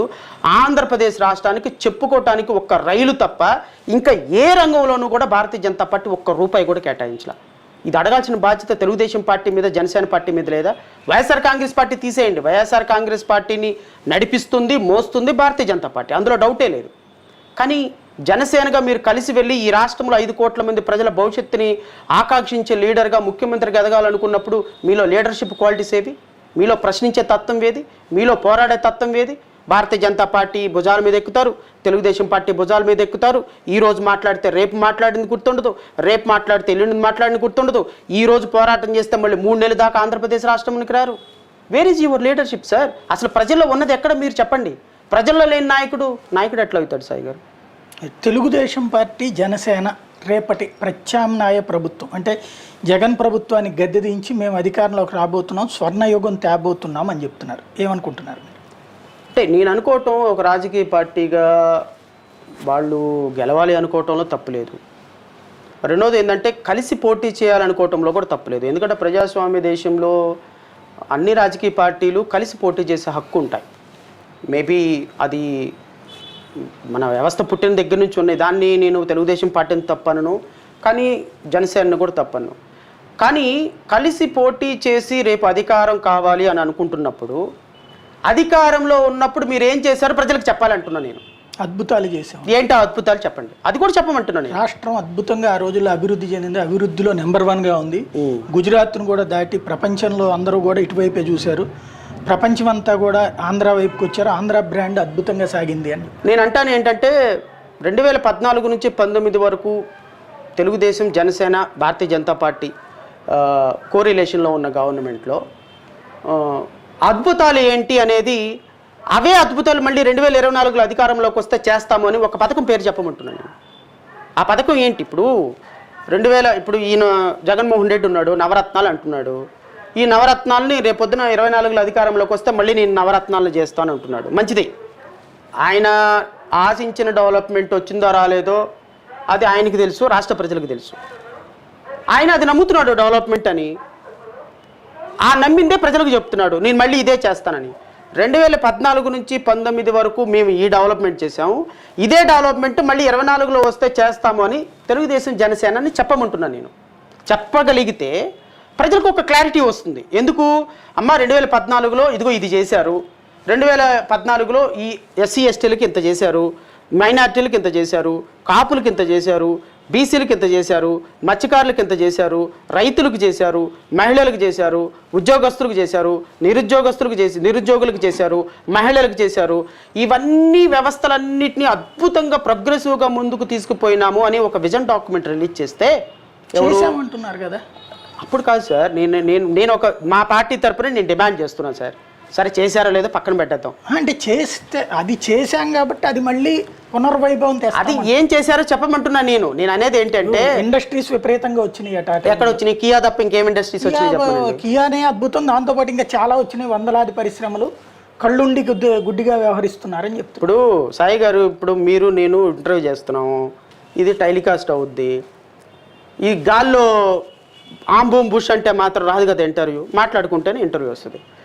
ప్రభుత్వం ఇచ్చినటువంటి సంక్షేమ కార్యక్రమాలు కావచ్చు, ఉద్యోగాల కల్పన కావచ్చు, ఫ్యాక్టరీల కల్పన కావచ్చు, లేకపోతే రెవెన్యూ జనరేషన్ కావచ్చు, లేకపోతే XYZ ఏదైనా కావచ్చు, ఇవన్నీ కూడా ప్రభుత్వ లెక్కలు ఆన్ రికార్డు ఉంటాయి. ఇదేది మసిబూసి మారేడుకాయ చేసి విజన్ డాక్యుమెంట్ అనేది గాల్లో నుంచి రాదు. సో ప్రభుత్వం ఏం చేసింది అనేది everything will be on record. ఈ ఆన్ రికార్డు ఏంటి అనేది తెలుగుదేశం పార్టీ దగ్గర ఉంటుంది. ఈ తెలుగుదేశం పార్టీ 2019 నుంచి 2024 వైఎస్ఆర్ కాంగ్రెస్ పార్టీ అది చేసింది, ఇది చేసింది, ఇట్లా నాశనం చేసింది, సర్వనాశనం చేసిందని వీళ్ళ దగ్గర స్టాటిస్టిక్స్ ఉన్నాయి కదా. ఎవ్రీడే ఒక ప్రొజెక్టర్ పెట్టుకుని వేస్తుంటారు కదా. అట్లా 14 నుంచి 19 వరకు ఏం చేశారో కూడా ప్రొజెక్టర్ ఏమంటున్నా నేను. ప్రొజెక్టర్ వేసి తెలుసు మేము చేసిందంతా. అది ఎట్లా కుదురుతుంది సార్? ఇప్పుడు పబ్లిక్కి నీకు తెలుసుపో అంటే కుదరదు కదా, డాక్యుమెంట్ కావాలి. నేను మా పార్టీ తరపు నుంచి డిమాండ్ చేస్తున్నా, నేను రేపు తెలుగుదేశం పార్టీ, జనసేన చాలా అద్భుతంగా పనిచేసి, సో ఈ పార్టీకి ఓటేయమని చెప్పడానికి ఒక లే మ్యాన్ గాను, ఒక కామన్ మ్యాన్ గాను పార్టీ అధ్యక్షుడిగా తీసి పక్కన పెట్టండి, నేను సిద్ధంగా ఉన్నా. మీరు నాకు డాక్యుమెంట్ చూపించండి, నాకు చూపించొద్దు, మీ పబ్లిక్ డొమైన్లో పెట్టండి, లేదా మీ అధికారిక వెబ్సైట్లో పెట్టండి. అధికారిక వెబ్సైట్లో 2019 14లో మేనిఫెస్టోనే మాయం చేసుకున్న పార్టీ ఆ పార్టీ. మీరు వెళ్ళి చూడండి. 2014లో మేనిఫెస్టో అధికారికంగా తెలుగుదేశం పార్టీ వెబ్సైట్లో ఉంటుందేమో చూద్దాం. లేదా చూడండి. తెలుగుదేశం పార్టీ వెబ్సైట్లో నుంచి మేనిఫెస్టో డిలీట్ చేసుకున్నారు వాళ్ళు. ఏ పార్టీ మేనిఫెస్టో అయినా ఆ వెబ్సైట్లో ఉంటుంది, ఎక్సెప్ట్ టీడీపీలో తప్ప. అంటే అమలు చేసాం కాబట్టి ఇంకెందుకులే అనుకున్నారు. ప్రాబబ్లీ వాళ్ళ ఆ క్యాలిక్యులేషన్కి, ఆ కన్క్లూజన్కి వస్తే నేను చేయగలిగింది ఏం లేదు. కానీ నేను ఓవరాల్గా చెప్పేది ఏంటి అంటే నేనేదో ఎలిగేషన్ చేస్తున్నానని కాదు సాయి గారు. నేను మీ ద్వారా రాష్ట్ర ప్రజలకి ఒక వాస్తవాలు చెప్పాలనేటువంటి ఒక నిర్ణయం. అంతే తప్ప నేను తెలుగుదేశం పార్టీని వ్యక్తిగతంగానో జనసేన వ్యక్తిగతంగా ఇప్పుడు రేపు 2024లో నన్ను ముఖ్యమంత్రి చేయండి అని చంద్రబాబు నాయుడు గారు అడగొచ్చు. ఆయనకి ఆ క్వాలిఫికేషన్ ఉంది, ఎందుకంటే 14 ఏళ్ళు ముఖ్యమంత్రిగా చేసినటువంటి వ్యక్తి. లేదు ఒక చరిష్మెటిక్ స్టార్గా, ఒక సినిమా యాక్టర్గా, ఒక 12-13 సంవత్సరాల నుంచి రాజకీయాలు చేస్తున్నటువంటి పవన్ కళ్యాణ్ గారికి కూడా తెలుగుదేశం పార్టీని ముఖ్యమంత్రి చేయమని అడగొచ్చు, ఆయన్ని కూడా ముఖ్యమంత్రిని చేయమని అడిగే హక్కు ఉంది. నేను ఎవరిని కాదనటంలా. ఇది వ్యక్తిగతంగా నేను వాళ్ళని విమర్శించడానికి కూడా నేను ఇక్కడ లేను. కానీ నేను అనేది ఏంటి అంటే, మీరు ముఖ్యమంత్రి పదవి కోరుకునేటప్పుడు ముఖ్యమంత్రిగా మీరు ఉన్నప్పుడు ఏం చేశారో ప్రజలకు చెప్పమంటున్నా. నారా లోకేష్ కూడా, నేను ఈ మాట కూడా చెప్తాను ఒక 1 సెకండ్లో. నారా లోకేష్ కూడా ఒక మంత్రిగా ఉన్నారు sir. 216 article 216 of Indian constitution ప్రకారం chief minister or minister doesn't make any sense, both are footing in the same place. ఆయన మంత్రిగా పనిచేసి ఏం చేశాడు ఆయన హయాంలో అని కనీసం ఒక్క మంచి కార్యక్రమం కూడా చెప్పలేని పరిస్థితిలో ఉన్నాడు. నిన్న మొన్న ఏదో ఇంటర్వ్యూ చూసిన, పాదయాత్ర చేసుకొని వెళ్ళటం వల్ల యువగాళంలో అంట ప్రజా సమస్యలు తెలుసుకున్నాడంట. మరి మంత్రిగా ఉన్నప్పుడు ఏం తెలుసుకున్నారు సార్ మీరు? మంత్రిగా ఉన్నప్పుడు మీకు అడ్మినిస్ట్రేషన్ తెలియలేదా? ప్రజా సమస్యలు తెలియలేదా? 5 సంవత్సరాలు ప్రభుత్వాన్ని నడిపిన మీ నాన్నగారి క్యాబినెట్లో మంత్రిగా ఈ రాష్ట్ర ప్రజలకు ఏమీ చేయకుండా అసలు వాస్తవంగా ఎస్సీ ఎస్టీలు ఈ 2014 నుంచి 19 వరకు జరిగిన దుర్మార్గాలు ఏ ప్రభుత్వంలో జరగల. లేదా అప్పుడే ఎస్సీ ఎస్టీలు అసలు సుఖంగా ఉన్నారని చెప్తాను. నేను స్టాటిస్టిక్ రిపోర్ట్స్ రిలీజ్ చేశాను నిన్న. 2014 నుంచి 15, 16, 17, 18, 19 ఈ రాష్ట్రంలో 298 మంది దళితులు చంపబడ్డారు. ఈ రాష్ట్ర ప్రభుత్వం అధికారికంగా ఎన్సీఆర్బీ రిపోర్ట్ నిన్న రిలీజ్ చేశాను. నేను మళ్ళీ ఇంకొకసారి మీ డిబేట్లో రిలీజ్ చేస్తాను. నేను 2014లో 298 మంది ఎస్సీలు మర్డర్ చేయబడ్డారు ఈ రాష్ట్ర ప్రభుత్వం హయాంలో. మీరు సీరియస్గా తీసుకుంటే ఎస్సీ ఎస్టీల మీద దాడులు 1785 అసహ్యకరమైనటువంటి సంఘటనలు, మహిళల మీద రేపులు, అటెంప్ట్ టు మర్డర్స్ ఈ రాష్ట్ర ప్రభుత్వంలో 1 సంవత్సరంలో జరిగినాయి. మొత్తం ఓవరాల్గా చూస్తే ఇప్పుడు జగన్ ప్రభుత్వంలోనా కాదు, 2014, 15, 16, 17, 18, 19 ఈ 5 సంవత్సరాల్లో ఇంచుమించుగా 28,000 హీనాతిహీనమైన దాడులు మహిళల మీద, ఎస్సీ ఎస్టీల మీద గత ప్రభుత్వంలో జరిగినాయి. 26,700 దాడులు ఈ ప్రభుత్వంలో జరిగినాయి. అంటే ఈ ప్రభుత్వంలో జరిగిన దాడులు నేనేమో కన్సిల్ చేయటంలా, ఈ ప్రభుత్వంలో కూడా దాడులు జరిగినాయి. ఎస్సీ ఎస్టీలు అన్యాయంగా చంపబడ్డారు, మహిళలు అన్యాయంగా చంపబడ్డారు, దాడులు జరిగినాయి. డాక్టర్ సుధాకర్ దగ్గర నుంచి నిన్నటి వరకు కొన్ని 100 ఇన్సిడెంట్స్ జరిగినాయి. కానీ ఈ 100 ఇన్సిడెంట్స్ జరిగినప్పుడు వీళ్ళందరినీ ఒక స్టేజ్ మీదకి తీసుకొచ్చి మేము వీళ్ళకి న్యాయం చేస్తున్నామో చెప్తున్నటువంటి నారా లోకేష్, లేకపోతే పవన్ కళ్యాణ్, లేకపోతే చంద్రబాబు నాయుడు వీళ్ళ హయాంలో ఇంతకంటే ఎక్కువ దాడులు జరిగినాయి అన్న విషయాన్ని కప్పిపుచ్చుతున్నారు. నేను ప్రపంచానికి చెప్పదలుచుకున్నది అదే. ఇప్పుడు రేపొద్దున మీరు 24లో అధికారంలో వస్తే మళ్ళీ ఇలా కంటిన్యూ చేస్తారా? సో కాబట్టి అసలు తెలుగుదేశం పార్టీ, జనసేన పార్టీకి ప్రజలను ఓటు అడిగే నైతిక అర్హత లేదు సాయి గారు. అంటే 2019 నుంచి డిస్ట్రక్షన్ జరిగిపోయింది కాబట్టి ఇక్కడ 2 కాన్సెప్ట్లు. ఒకటి, నేను సంక్షేమ పథకాలు ఇచ్చాను, అభివృద్ధి చేస్తున్నాను కాబట్టి నాకు మళ్ళీ అధికారం ఇవ్వండి, మీ ఇంటికి న్యాయం జరిగితే అని జగన్మోహన్ రెడ్డి చెప్తున్నారు. ఇక్కడ చంద్రబాబు నాయుడు వీళ్ళు ఏమన్నారు, ఈ ప్రభుత్వం డిస్ట్రక్టివ్ గవర్నమెంట్ కాబట్టి స్వర్ణయుగం తేగలిగినటువంటి శక్తి నాకుంది, విజన్ నాకుంది అని చంద్రబాబు గారు అంటున్నారు. ఆ విజన్ ఉన్నటువంటి నాయకుడు కాబట్టి, ఇతను డిస్ట్రక్టివ్ లీడర్ కాబట్టి, అతను కన్స్ట్రక్టివ్ లీడర్ కాబట్టి, చంద్రబాబు నేతృత్వంలో నేను కూడా ఉన్నాను కాబట్టి ఓటేయండి అని చెప్పి పవన్ కళ్యాణ్ గారు అడుగుతున్నారు. ఈ 2 ప్రభుత్వాలకి 2 డిఫరెన్స్ ఉన్నాయి సార్. ఒక ప్రభుత్వం ఏమో అన్ని వ్యవస్థలను డిస్ట్రక్షన్ చేసింది, ఇంక్లూడింగ్ సంక్షేమాన్ని కూడా. ఇంకో ప్రభుత్వం ఏమో అన్ని వ్యవస్థల్ని డిస్ట్రక్షన్ చేసింది, బట్ సంక్షేమాన్ని మాత్రం ప్రజలకు అందించింది. ఈ విషయాన్ని మాత్రం మనం చాలా స్ట్రాంగ్గా బిలీవ్ చేయాలి. ఎందుకంటే ఒక రాజకీయ పార్టీ అధ్యక్షుడిగా నేను ఇంకొక పార్టీని విమర్శించేటప్పుడు ఫిగర్స్తోనే మాట్లాడాలి. No doubt direct benefit system ద్వారా నాకు తెలిసి 2,80,000 కోట్ల రూపాయలు జగన్మోహన్ రెడ్డి ప్రజలకు వేశారు. ఆయన ఉద్దేశంలో డబ్బులు వేస్తే ప్రజలు ఓటేస్తారు అనుకొని ఉండొచ్చు, లేకపోతే సంక్షేమమే నన్ను నిలబెడుతుంది అనుకొని ఉండొచ్చు, ఆయన ఏమైనా అనుకొని, బట్ సంక్షేమం అనేది ప్రజలకు రీచ్ అయ్యింది వైఎస్ఆర్ కాంగ్రెస్ పార్టీ ప్రభుత్వంలో. మరి మిగతా డెవలప్మెంట్లన్నీ అంటే మిగతా డెవలప్మెంట్లన్నీ జీరో, నేనైతే ఆ విషయంలో యాక్సెప్ట్ చేయను. కానీ తెలుగుదేశం పార్టీ హయాంలో ఈ సంక్షేమం కూడా లేదు. That is the different thing. అంటే ఎక్కడ కాంట్రడిక్షన్? ఇప్పుడు జనాలకు అందరికీ ఎట్లా ఉందంటే, ఇతర రాష్ట్రాల్లో ఇతర దేశాల్లో ఉన్నటువంటి వాళ్ళకి ఇక్కడున్న వాళ్ళ ఆలోచన వేరు, పక్క రాష్ట్రాల్లో వీళ్ళందరికీ కూడా ఆ టైంలో అసలు అద్భుతంగా ఉన్నది, అభివృద్ధి సంక్షేమం రెండూ జరిగినాయి, డిస్ట్రక్షన్ అనేది ఇప్పుడే అన్నటువంటి ప్రచారం చాలా సీరియస్గా వెళ్తుంది. మీరేమో కాంట్రడిక్షన్. ప్రచారం చేయటం వేరు, ప్రజలు నమ్మటం వేరు. ఇప్పుడు మీరు అనుకుంటున్నారు ఇంత ప్రచారం చేసాం, ఇంత ప్రచారం చేస్తున్నారు, మేము కూడా దాంట్లో పార్ట్ అండ్ పార్సలే. బికాస్ నేను ఏ సందర్భంలో మాట్లాడినా ప్రభుత్వ వ్యతిరేక విధానాల మీద మాట్లాడాను తప్ప గత ప్రభుత్వం చాలా అద్భుతంగా చేసిందని అయితే నేను ఏ సందర్భంలోనూ చెప్పాల. 4 సంవత్సరాలు 10 నెలల పాటు నేను పోరాటం చేసినప్పుడు నేను అనేది ఏంటి అంటే, ప్రజలకి ఈ 2 ప్రభుత్వాల మీద ఒక క్లారిటీ ఉంది. మీకు నాకు లేకపోవచ్చు, నాకైతే I'm very sorry to say. Because మనం ఒక వ్యక్తిని 10 మంది వ్యక్తులని 20 మంది వ్యక్తులను చూసి ఒక పిక్ అండ్ చూస్గా మాట్లాడతాం. కానీ ప్రజలకి ఒక క్లారిటీ ఉంది. ఏం క్లారిటీ ఉంది అంటే, తెలుగుదేశం పార్టీని ఎంతవరకు నమ్మాలో ఒక క్లారిటీ ఉంది, వైఎస్ఆర్ కాంగ్రెస్ పార్టీని ఎంతవరకు నమ్మాలో ఒక క్లారిటీ ఉంది, వైఎస్ఆర్ కాంగ్రెస్ పార్టీకి ఓటేస్తే ఏం జరుగుద్ది అనేది క్లారిటీ ఉంది, తెలుగుదేశం పార్టీకి ఓటు వేసినప్పుడు ఏం జరిగిందో కూడా క్లారిటీ ఉంది. సో ప్రజలకి చాలా క్లారిటీ ఉంది ఈ విషయంలో మాత్రం. తెలుగుదేశం పార్టీని ఎస్సీలు, ఎస్టీలు, క్రిస్టియన్లు, ముస్లిమ్స్, బీసీలో ఒక వర్గం నమ్మటానికి సిద్ధంగా లేదు. ఈ 5 వర్గాలు తెలుగుదేశం పార్టీ యొక్క కుతంత్రాలు, జనసేన యొక్క కుతంత్రాలు వీళ్ళకి అందరికీ తెలుసు. అంటే పవన్ కళ్యాణ్ ఇప్పుడు యాడ్ అవ్వడం వల్ల వాళ్ళలో మార్పు రాదు. పవన్ కళ్యాణ్ యాడ్ అవ్వటం వల్ల వాళ్ళల్లో ఇంకా నష్టం వస్తుంది.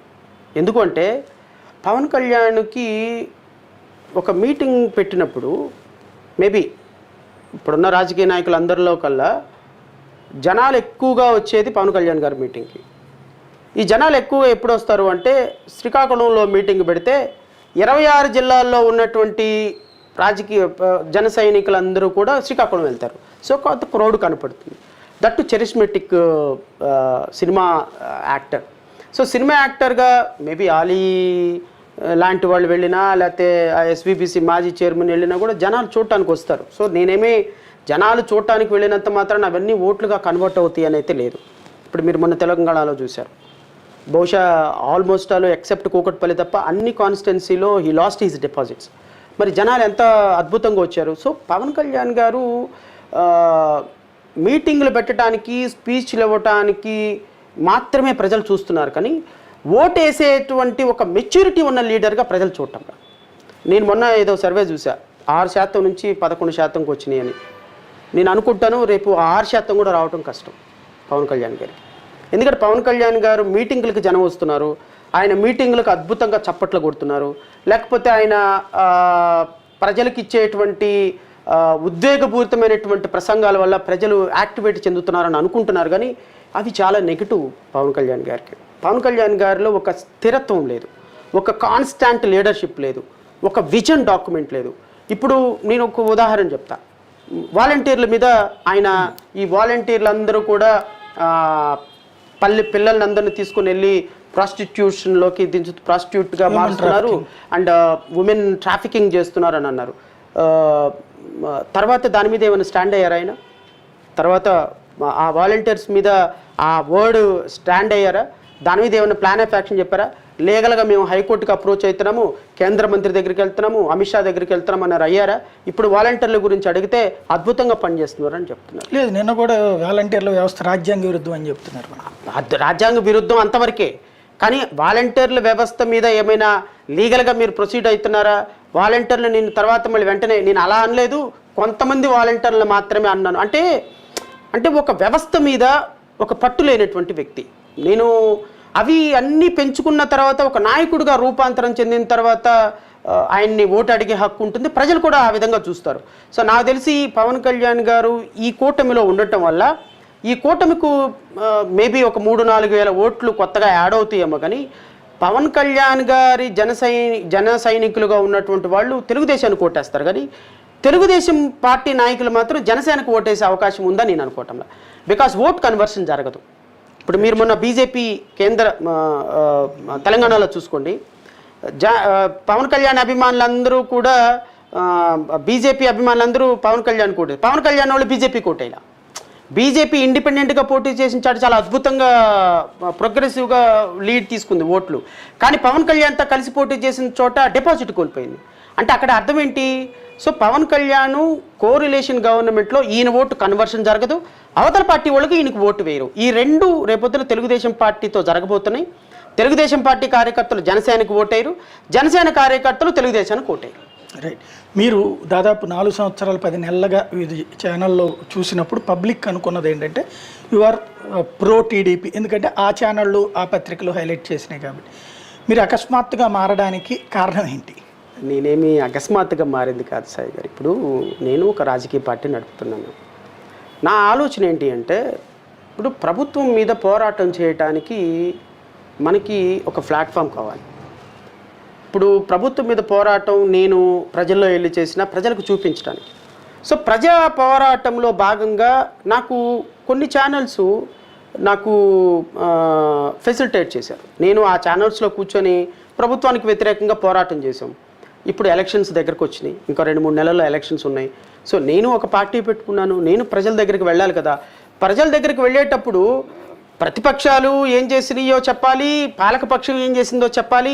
ఇవి రెండు చెప్పి నాకు ఓటేమని అడగాలి. నేను రేపు ప్రజల దగ్గరికి వెళ్ళి నేను తెలుగుదేశానికి జనసేనకు ఓటేమని అడగలేను కదా. ఎందుకంటే తెలుగుదేశానికి జనసేనకు ఓటేయమంటానికి నేనేమో కోరిలేషన్లో లేను కదా. సో నాకు ఒక రాజకీయ పార్టీ ఉన్నప్పుడు నేను నా సొంత ఎజెండాతో వెళ్ళాలి కాబట్టే నేను ఆ 2 ఛానల్స్లోనో లేకపోతే ఒక పర్టికులర్ ఛానల్స్కి వెళ్ళటానికి ఇష్టపడటంలా.